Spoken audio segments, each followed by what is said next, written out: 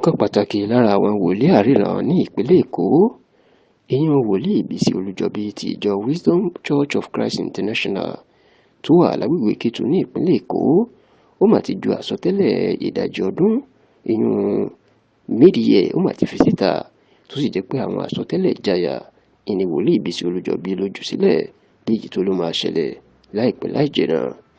Nínú àsọtẹ́lẹ̀ tí wòlíì Bísí Olújọbí tó sọ ló ti jẹ́ kó di mímọ̀ wípé kí mínísítà fún ọ̀rọ̀ àlú Àbújá ìyẹn Nyesom Wike tó jẹ́ gómìnà náà ní ìpínlẹ̀ Rivers kó lọ gbáradì o nítorí pé ẹ̀sìn ni yóò bá kúrò nínú ìjọba Tinubu. Ó ní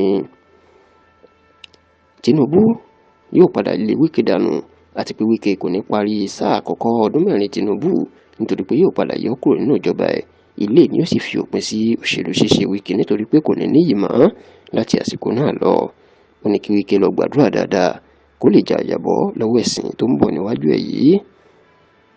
Nínú àsọtẹ́lẹ̀ ìjayà míì, wòlíì Bísí Olújọbí ní gbajúmọ̀ ọ̀jọ̀gbọ́n ilẹ̀ Yorùbá ní ọ̀jọ̀gbọ́n Wọlé Ṣóyínká.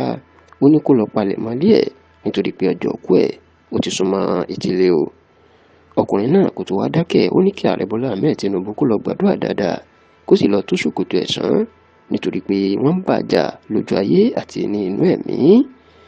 Wòlíì Bísí Olújọbí tó fi kún wípé ní ìpínlẹ̀ Ondo inú ètò ìdìbò tó ń bọ̀ lóṣù kọkànlá ọdún yìí, ó ní gómìnà Lucky Ayédàtiwa ti inú ẹgbẹ́ òṣèlú APC òun ni yóò jáwé olúborí. Bẹ́ẹ̀ ló jẹ́ kó di mọ̀ pé ìpínlẹ̀ Edo tí ètò ìdìbò tiwọn náà ń bọ̀ nínú oṣù kọkànlá ọdún yìí, ó ní ìpínlẹ̀ Edo ìyẹn ẹgbẹ́ òṣèlú PDP wọn yóò sọ agbára nù nítorí pé ẹgbẹ́ òṣèlú APC ni yóò gbàjọba lọ́wọ́ wọn.